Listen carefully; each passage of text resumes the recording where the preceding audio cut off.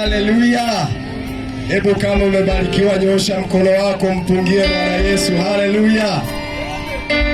Sasa mimi sio mhubiri bado anajiandaa pale anakuja, lakini kwa dakika chache ninaomba nisimame kama mwenyekiti wa baraza la makanisa ya Pentekoste katika wilaya yetu ya Bahi kuweza kutoa shukrani. Kwanza tunayo sababu ya kumshukuru Mungu kwa ajili ya neema ambayo ameiachilia Injili ya Mungu kuhubiriwa katika viwanja hivi vya Singidani. Haleluya. Lakini shukrani zetu pia ziendee serikali yetu ya wilaya yetu ya Bahi, kwa wilaya pamoja na jeshi la polisi ambao wameendelea kuhakikisha ulinzi na usalama na kibali ambacho wametupatia fanya mkutano wa Injili katika viwanja hivi vya Singidani. Tunamshukuru Mungu sana kwa ajili ya serikali yetu ya Bahi. Lakini pia nichukue nafasi hii kuweza kushukuru viongozi wenzangu ambao tunashirikiana nao, viongozi wa CPCT, makamo mwenyekiti, katibu pamoja na wajumbe wetu katika kamati ya CPCT wilaya. Lakini nichukue nafasi hii pia kuweza kuwashukuru wachungaji kutoka katika makanisa mbalimbali ambayo yanaunga umoja wetu wa CPCT katika wilaya yetu ya Bahi. Na nichukue nafasi hii pia kuweza kushukuru kwaya mbalimbali ambazo zimeshiriki kumwimbia Bwana na kumtukuza Mungu katika viwanja hivi pamoja na waimbaji binafsi. Mungu awabariki sana, mmemtumikia Mungu. Bwana asifiwe. Lakini pia nichukue nafasi hii kuwashukuru wale wote ambao wameokoka kupitia mkutano huu. Hebu kama umeokoka katika mkutano huu na uko hapa, punga mkono mahali ulipo. Haleluya. Haleluya. Mungu awabariki sana.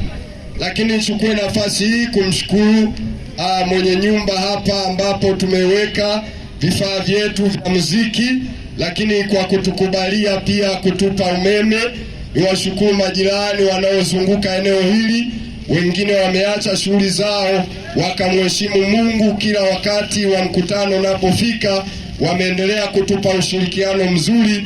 Mungu awabariki sana majirani wote mnaozunguka maeneo haya. Na mwisho kabisa ni washukuru watu wote kwa namna ambavyo mmeweza kushiriki pamoja na wapigaji wa vyombo, waimbaji na watu ambao wamehusika katika kutupatia vyombo vilivyohubiri mkutano katika maeneo haya. Kwa kweli tunapo shukrani za dhati. Mungu awabariki sana. Haleluya. Na kwa nafasi hii ni waombe wachungaji tupite hapa mbele kwa dakika 2 hivi tuweze kujitambulisha. Kwa majina yangu mimi naitwa mchungaji Matthew Jonas Masaka wa kanisa la Pefa. Ninamtumikia Mungu katika eneo la Chiona, mashariki ya shule ya English Medium. Ninachukua nafasi hii kuwakaribisha sana na Mungu awabariki. Haleluya. Haleluya, haleluya. Amina. Naitwa mchungaji Peter Sponga wa kanisa la FPCT Mji Mpya. Tunaitwa Goshen Temple. Hapo nyuma ya mlima hapo baada ya sekondari kwa nyuma. Karibu sana na Mungu akubariki. Amina. Bwana Yesu asifiwe. Nami ninaitwa mchungaji Emmanuel Chibwana, ni mchungaji wa kanisa la TAG. Haliko mbali na hapo, ukitazama hapo hizo nguzo, macho yako yanaenda kuishia pale kwenye majengo yale mengi hapo ndipo tulipo. Kweli nakukaribisha. Karibu sana. Wakati wote ukija utapata huduma. Utakutana na watumishi hapo watakuhudumia. Jisikie vizuri unapofika maeneo yale kabisa, wala usiwe na upweke. Karibu sana sana. Amen. Haleluya.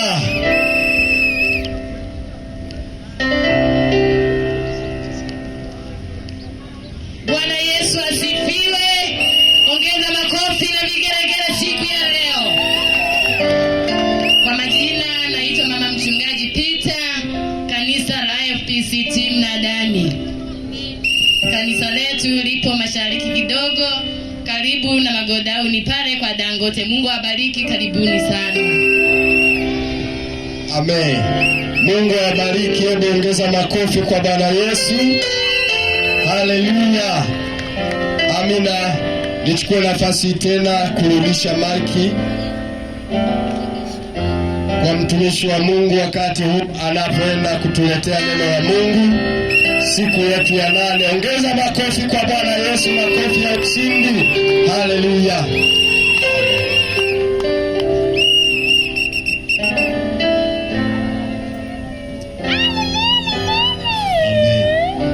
Haleluya.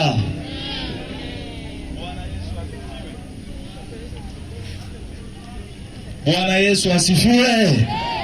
Makutano, haleluya. Haleluya.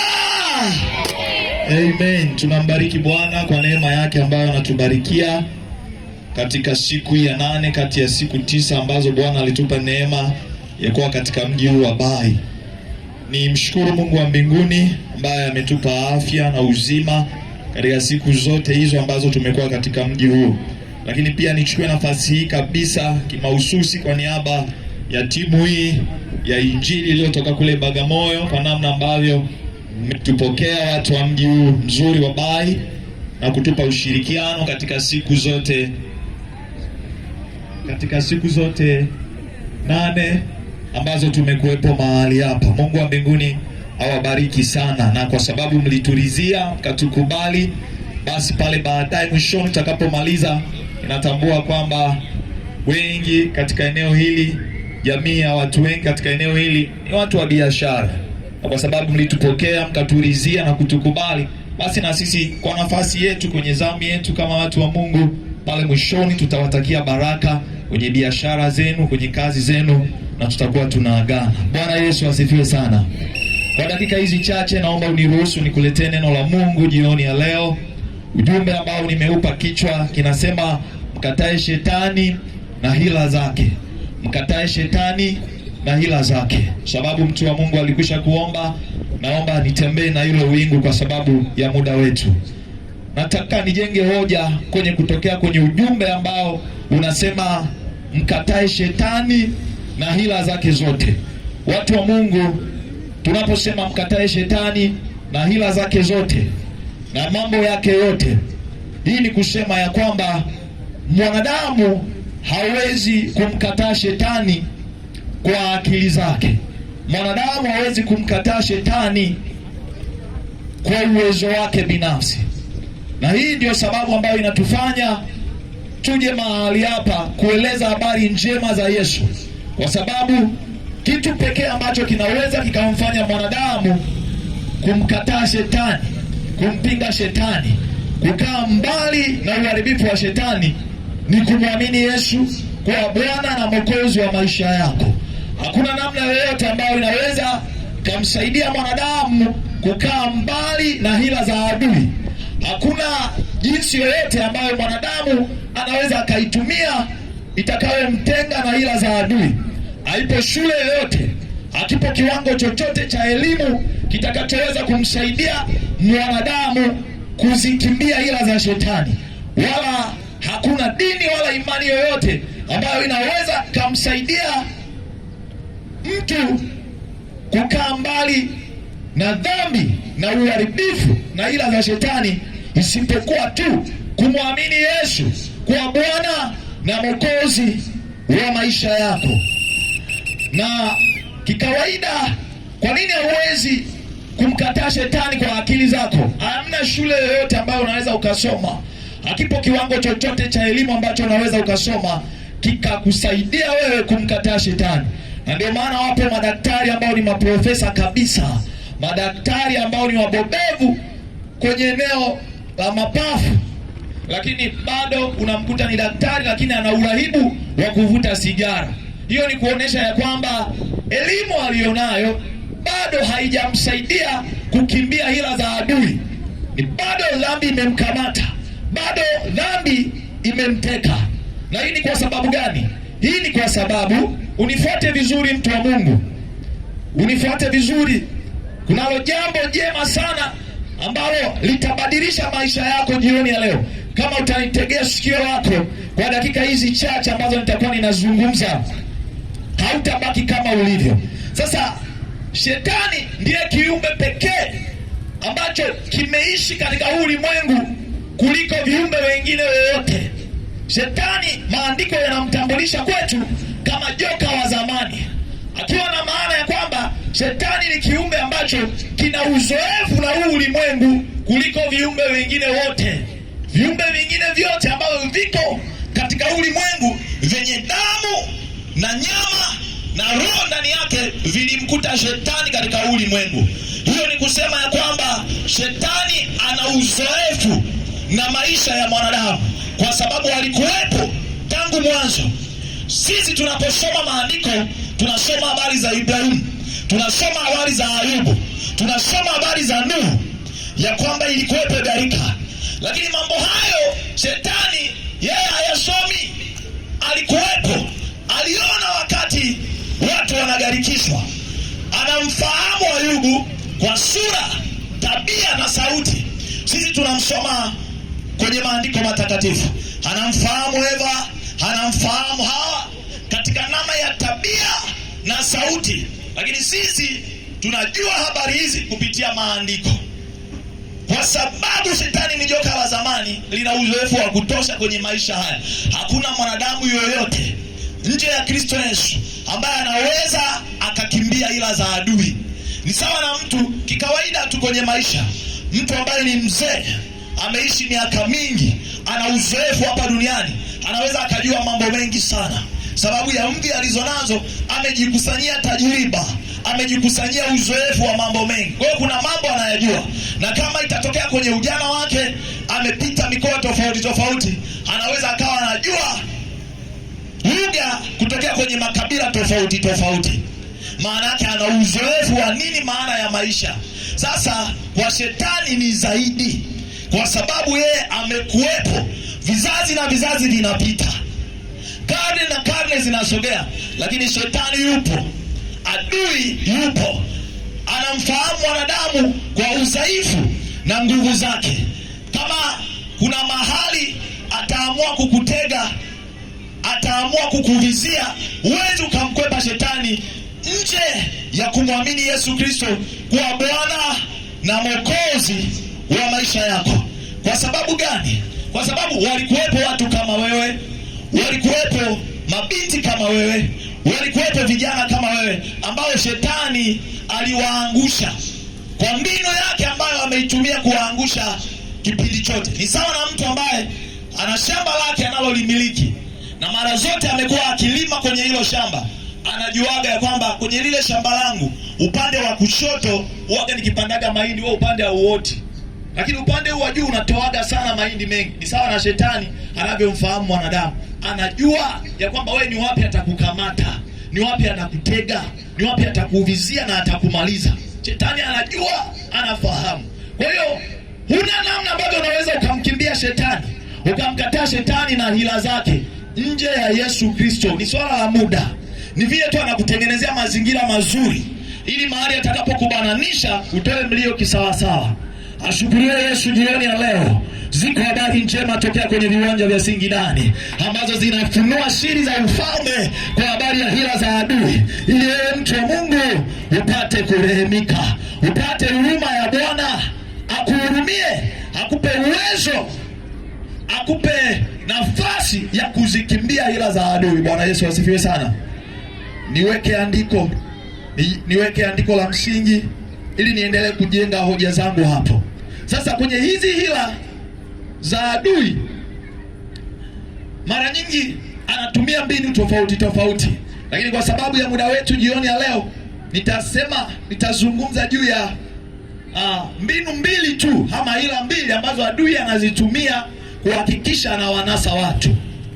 Na Jambo la kwanza linatokea kwenye kitabu cha Wafalme wa Pili sura ile ya 14 mstari ule wa 25 na wa 26. Kitabu cha Wafalme wa Pili sura ile ya 14 na mstari ule wa 25.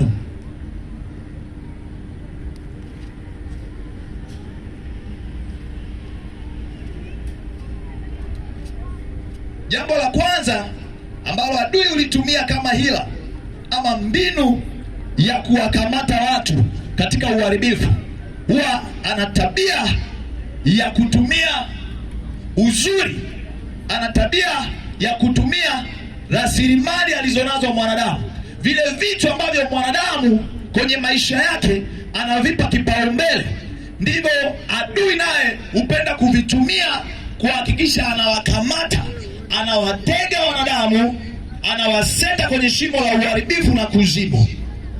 Vitu ambavyo unaweza ukajisifu navyo, vitu ambavyo unaweza ukaringa navyo kiasi kwamba ukaona hauna umuhimu wa kumtaka huyu Yesu, hauna umuhimu wa kumtafuta huyu Yesu. Ni kama vile ambavyo unaweza ukawaona watu wanahubiri injili mahali, katika stendi, katika magari, wakizungumza kwa habari za huyu Yesu, lakini kwa sababu labda una mali, una uwezo, una fedha, una uwezo wa kubadilisha mboga nyumbani kwako na maisha yakawa yako vizuri, unaona kama hao watu ambao wanatangaza habari njema ni mojawapo ya mbinu wanayotumia wao kutafuta maisha.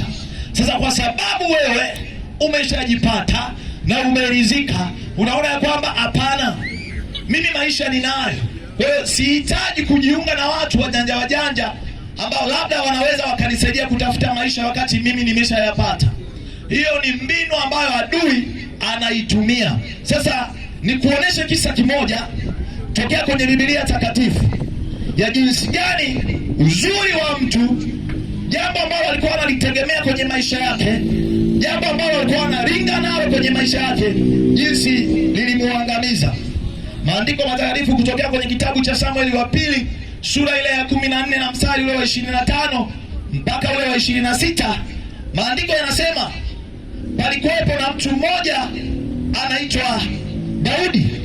Daudi aliwahi kuwa mfalme katika nchi ya Israeli, akazaa watoto wengi, na mmoja ya watoto wake alikuwa anaitwa Absalom.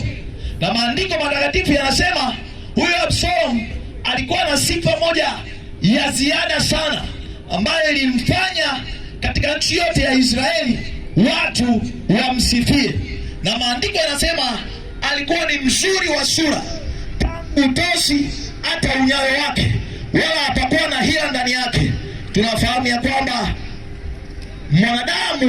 hakuna mwanadamu ambaye amekamilika katika uumbaji, lakini maandiko yanasema hapo mahali Absalomu hakuwa na hila, alikuwa ni mzuri toka kwenye utosi wake mpaka unyayo wake, kiasi kwamba sifa zake zilivuma, mbali ya kwamba kuwa ni mtoto wa mfalme, lakini sifa ya kuwa kijana mzuri katikati ya nchi ya Israeli. Maandiko yanasema alijikusanyia ushawishi wa kutosha kutokea kwenye hiyo nchi, na ndipo alipojua ya kwamba kumbe nina ushawishi kwa sababu ya nafasi ya uzuri alionao, lakini kwa sababu ya nafasi ya kuwa mtoto wa mfalme. Maandiko yanasema kiburi kikaota ndani yake, na kiliota ndani yake kwa sababu alikuwa mzuri.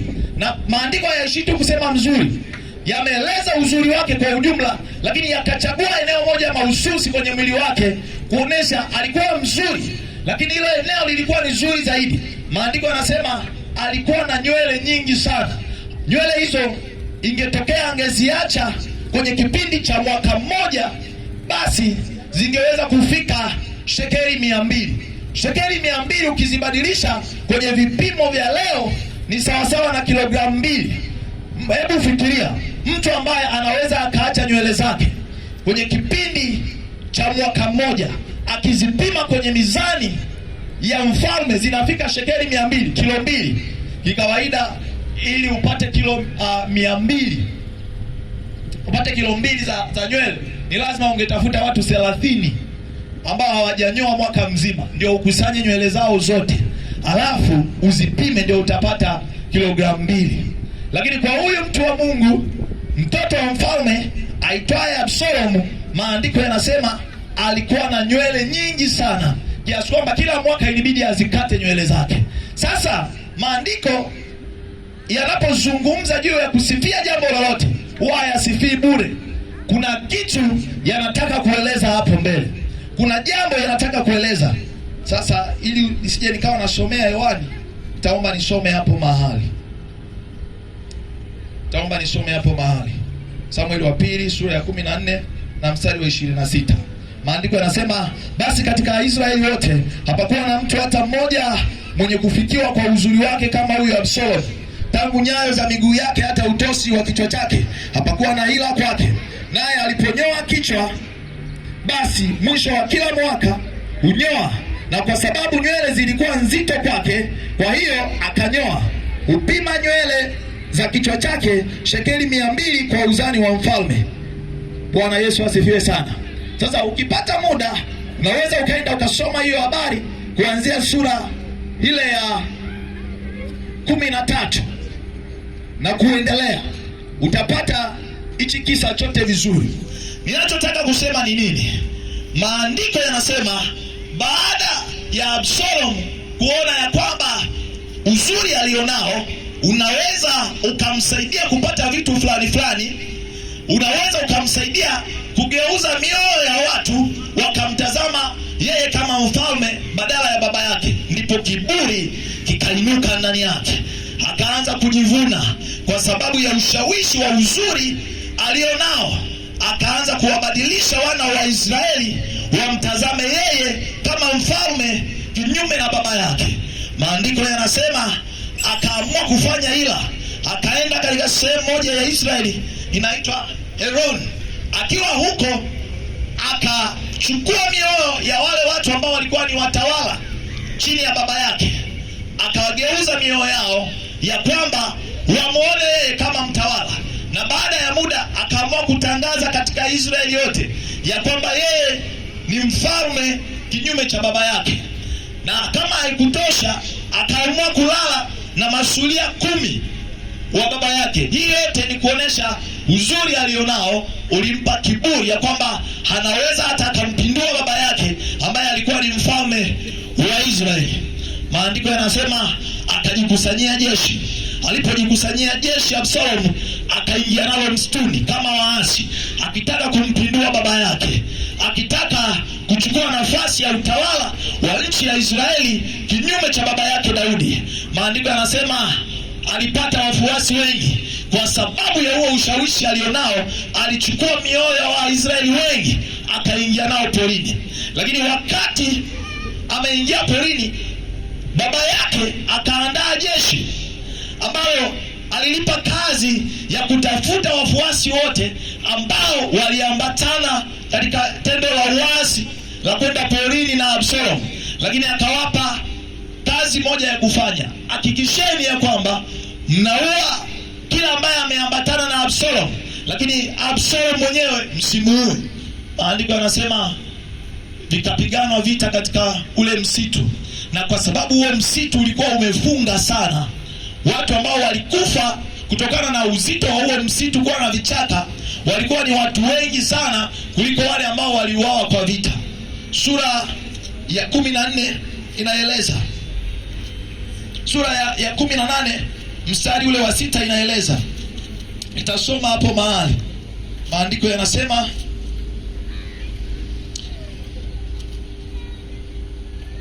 Samueli wa pili sura ya 18 mstari wa 6, maandiko yanasema, hivyo watu wakatoka waende nyikani ili kupigana na Israeli, na vita vikatokea ndani ya msitu wa Efraim. Watu wa Israeli wakapigwa huko mbele ya watumishi wa Daudi. Kukawa na maangamizo makuu huko siku ile, watu 20,000, kwa maana vita vilienea huko juu ya uso wote wa nchi. Na siku ile huo msitu ukawa watu wengi kuliko wale waliouawa na upanga. Bwana Yesu asifiwe sana. Sasa maandiko yanasema wakati vile vita vinaendelea kule msituni katika msitu wa Efraim, kati ya jeshi la mfalme Daudi na jeshi la waasi la mtoto wa mfalme Daudi anaitwa Absalom. Wakati vile vita vinaendelea, ghafla Absalom akakimbia kutoka katikati ya hiyo vita, akawa amepanda farasi. Wakati anakimbia, maandiko yanasema akapita katikati ya vichaka. Alipokuwa amepita katikati ya hivyo vichaka, ghafla kwa sababu ya wingi wa nywele zilizokuwa kwenye kichwa chake, akanasa kwenye panda ya mti wakati akiwakimbia askari wa baba yake. Na aliponasa, maandiko yanasema yule farasi aliyekuwa amempanda akapitiliza, alafu Absalom akabaki amening'inia. Vifundo vya nywele zake zilizo nyingi zikabaki kwenye mti. Kwa hiyo akabaki amening'inia kwenye mti, alafu farasi akaondoka. Maandiko yanasema akajitahidi sana kushuka hapo mahali, lakini asiweze. Na ndipo akida wa lile jeshi la baba yake akamkuta Absalom akiwa amening'inia. Maandiko yanasema akachomoa upanga wake akamkata kichwa. Na hapo ndipo habari za mtu ambaye alikuwa anaringa kwa sababu ya uzuri wake aitwaye Absalom zikaishia hapo. Hiyo ni mbinu ambayo adui anaitumia, watu wa Mungu. Akitaka kukuangamiza, anakupa kiburi kwa vitu ulivyo navyo. Anakupa kiburi kwa sababu ya mafanikio ulionayo. Katika maisha ya leo, mtu anaweza akaringa kwa sababu ya ujana alionao. Anaweza akaringa kwa sababu ya ubinti alionao. Mtu wa Mungu, nisikilize vizuri. Nataka nikwambie, hauna hekima ya kumshinda adui. Katika ulimwengu wapo watu wengi sana wa namna yako, wamepita, ardhi zimewameza. Hakuna namna unaweza ukamkimbia shetani. Unaweza ukaringa kwa sababu ya nguvu ulizonazo za ujana. Unaweza ukaringa kwa sababu ya uzuri ulionao kama binti. Lakini nataka nikwambie, shetani atakutega.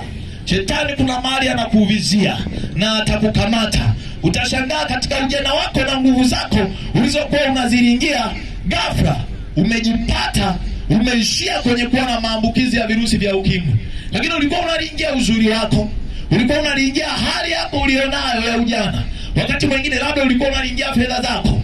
Unawaona watu ambao kimsingi wamejitoa katika kumtafuta huyu Yesu ni kama watu waliopotea.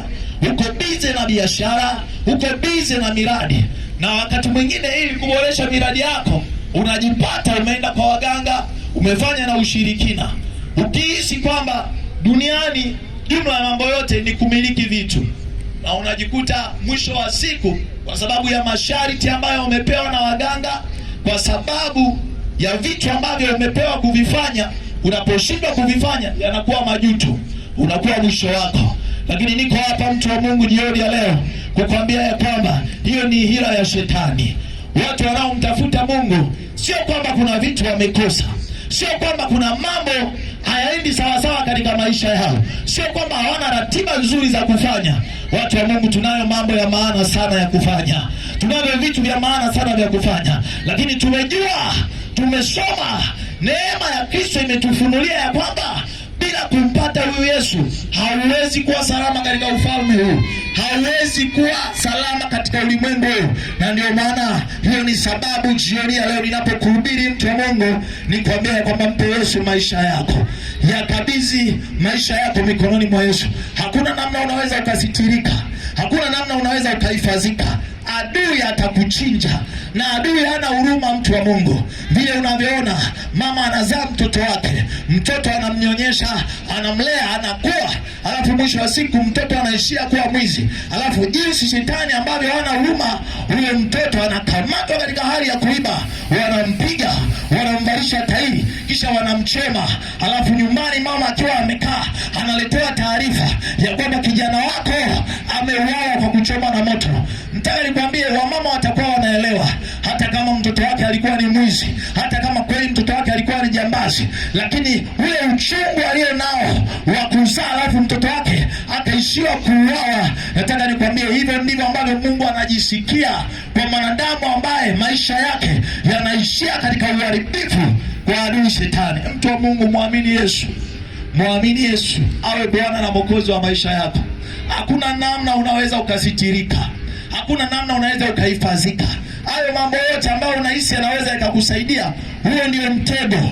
Hilo ni shimo la uharibifu lisile na vifuniko ambalo adui atalitumia kukuchinja, mtu wa Mungu.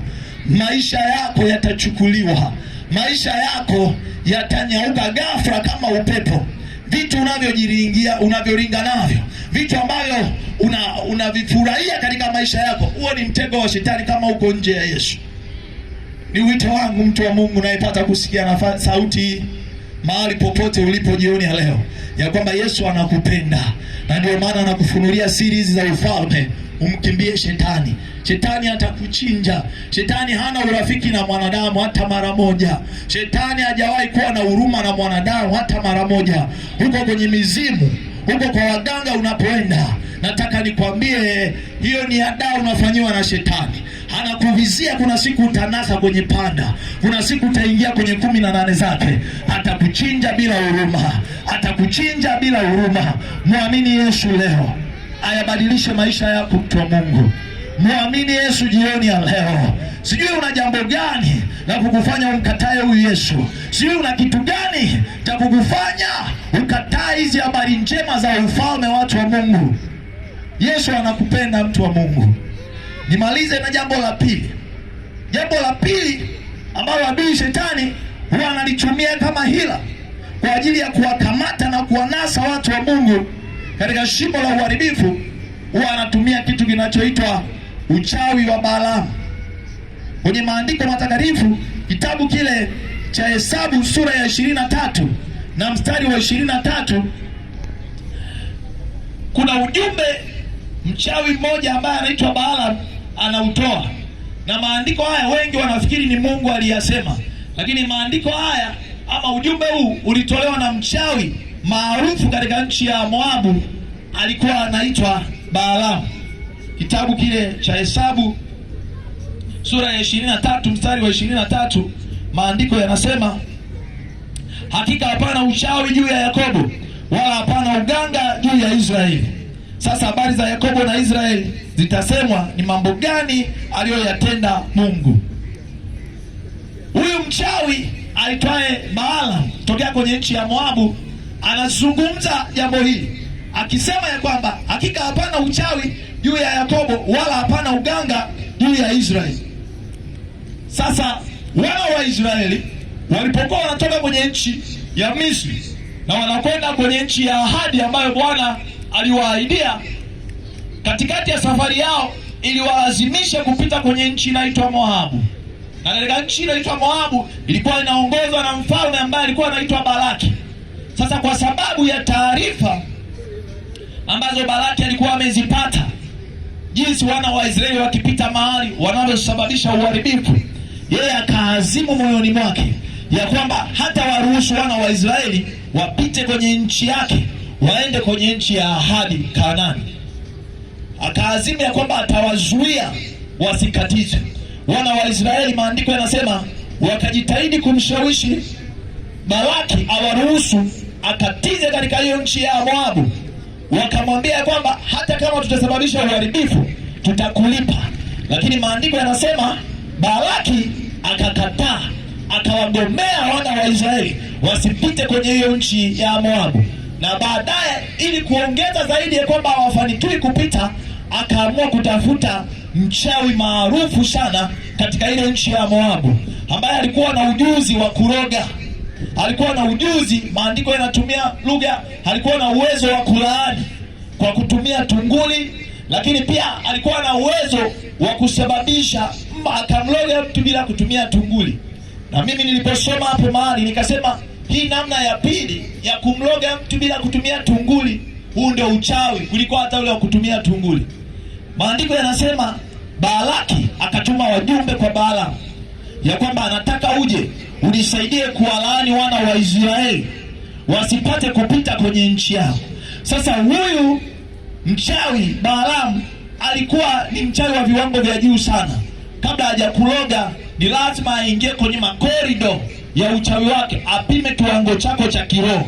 Je, atakuweza au hakuwezi, ili achague mbinu ya kutumia. Alipowatazama wana wa Israeli hivi, akaona hawa watu hawalogeki, hawa watu wamebarikiwa tayari, hakuna uchawi juu yao. Kwa hiyo alichoamua kukifanya, akamwendea Balaki, akamwambia Balaki ya kwamba hapana uchawi wala uganga juu ya Israeli. Ndio hili andiko la Hesabu sura ya 23 mstari wa 3 linatoka, linasemwa na mganga mchawi mbobevu kabisa. Lakini hakuishia hapo, alisema hawa watu hawawezi kulaanika. Mfalme akamshawishi kawalaani, akijua ya kwamba hawa watu hawawezi kulaanika, akajaribu kuchukua hiyo hatua ya kwenda kuwalaani. Akiwa njiani, almanusura akate shingo yake na malaika ambaye alikuwa ameshika upanga, ili litimie andiko ya kwamba atakaye kulaani atalaaniwa na atakaye kubariki atabarikiwa. Maandiko yanasema Balaam baada ya kuona hiyo mbinu ya kulazimishwa na Balaki kuwalaani wana wa Israeli imeshindikana, ndipo akaamua kutumia hatua ya pili ya kuwaloga watu bila kutumia tunguli. Na hii ndio njia ya pili ambayo adui shetani anaifanya. Watu wanafikiri shetani ana mapembe, watu wanafikiri shetani anatisha, watu wanafikiri shetani ana sura fulani, kwamba ili umpate shetani ni kwenye taswira za waganga tu na uchawi. Watu wa Mungu, hapana. Unisikie vizuri jioni ya leo, ni kufunue macho katika ulimwengu wa roho na wa mwili pia. Ipo mbinu ambayo adui anaitumia. Alichokifanya Balaam, akamshauri Balaki, akamwambia mimi ninajua namna gani ya kuwaloga watu bila kutumia tunguli, bila kuwalaani. Ninajua nini nitafanya. Maandiko yanasema akamwambia mfalme, chukua dhabihu, chukua wanyama, watoe sadaka katika miungu yao.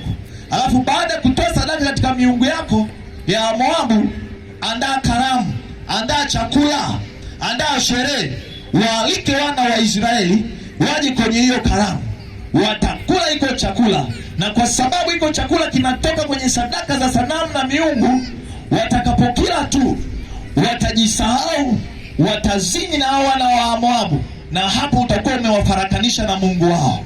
Na kwa sababu Mungu ana ghadhabu juu yao, atawapiga kuliko hata mimi ambavyo ningewalaani. Hiyo ikasaundi kwenye kichwa cha mfalme Balaki. Akasema hii ni mbinu nzuri sana. Akafanya kama alivyoambiwa na mchawi, akaandaa karamu, akatoa sadaka kwenye miungu. Ile nyama ikaletwa, ikapika chakula, wana wa Israeli wakaalikwa, wakiwa katikati ya nchi ya Moabu, wakauzuia hiyo karamu. Maandiko yanasema walipokwisha tu kula, wakazini na wana wa Moabu, na walipokwisha kuzini, maandiko yanasema ghadhabu ya Bwana ikashuka juu yao. Watu 24,000 wakafa, watu 24,000 wakafa. Hii ni mbinu ambayo adui anaitumia. Watu wengi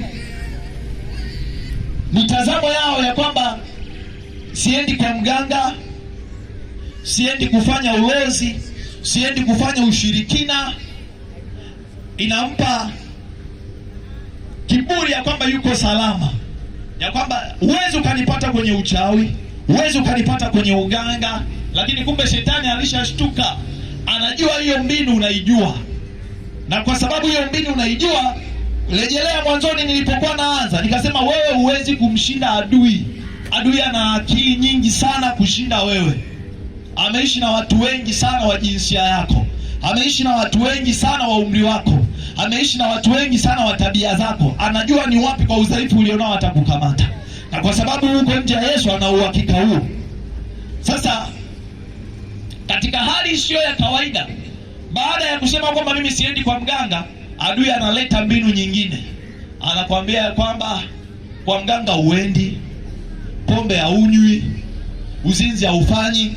Cha kufanya wewe busu sanamu, inamia sanamu. Huko sio kusujudu, huyo ni Mungu. Anakuleta kwenye ibada za sanamu, anakwambia ya kwamba mambo ya uchawi huko usifanye, huko usifanye. Lakini anakusogeza kwenye jambo hatari zaidi la kuabudu miungu, la kuabudu sanamu, kuliko hata ungekuwa mzinzi, kuliko hata ungekuwa mwizi. Na huko kwa sababu anajua ghadhabu ya Bwana ni kali, ana uhakika ya kwamba Bwana atakufuta, Bwana atakusambaratisha, kwa sababu Mungu ni Mungu mwenye wivu. Anasema hakuna Mungu mwingine anayepasa kuabudiwa isipokuwa Mungu mmoja. Kwa hiyo ana uhakika kabisa Wewe kwa mganga hawezi akakupata, kwa mganga hawezi akakupata, kwenye pombe hawezi akakupata, ila anakuambia kuoa wake wawili, watatu, wanne, watano sio shida, sio shida, naweza ukaoa. Mbona Sulemani alioa? Anakusogeza kwenye ibada za miungu, na kwa sababu ana akili kushinda wewe, mpaka uje ushtuke ya kwamba hiyo ni hila ambayo inakuweka kwenye mikono ya adui, ni mahali ambapo tayari umeshaharibikiwa. Ndipo unagundua ya kwamba kumbe nilichokuwa nakifanya ni kitu kibaya. Lakini ashukuriwe Yesu, watu wa Mungu, jioni ya leo ninakuletea habari hizi njema za ufalme, ya kukufunulia siri hizi ya kwamba adui ana hila nyingi. Mtu wa Mungu, kimbilie Yesu, kimbilie Yesu, muamini Yesu awe Bwana na Mwokozi wa maisha yako. Hakuna namna utasitirika. Maandiko yanasema tutapataje kupona, watu wa Mungu, tusipojali wokovu mkuu namna hii? Tutapataje kupona?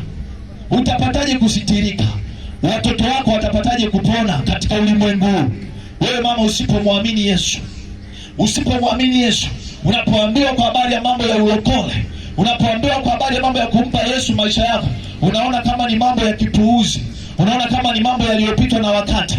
Mambo yenye stara kwako ni mambo ya kukaa kwenye viti virefu, ni mambo ya kutembea na wake za watu, ni mambo ya kujihusisha na uasherati na uzinzi. Wewe ndio unaona ndio vitu ambavyo vina stara, lakini unapoambiwa kwa habari ya kumpa Yesu maisha yako, unaona ni vitu vimepitwa na wakati.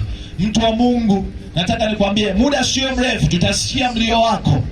Adui atakuchinja bila huruma na hautakuwa na nafasi tena ya kutengeneza. Lakini jioni ya leo Yesu yuko katika viwanja hivi. Yesu yuko hapa anahubiriwa. Yesu yule aliye hai wa Nazareti yuko mahali hapa kukusaidia ili uweze kuepuka hizi hila za shetani. Uweze ukajua mbinu za shetani. Shetani ni kama walivyo matapeli. Kila siku kuna namna wanaweza wakakuibia. Leo wakikuibia kwa mbinu hii, kesho wana mbinu nyingine ya kukuibia, mtu wa Mungu. Kwa hiyo ninachotaka kusema jioni ya leo, wakati tunamaliza zamu hii ya mwisho, mtu wa Mungu, unayo nafasi ya kuyasalimisha maisha yako mikononi mwa Yesu. Simama kwa miguu yako pale ulipo. Simama kwa miguu yako pale ulipo. Praise team, naweza mkasogea kwenye mic. Simama kwa miguu yako pale.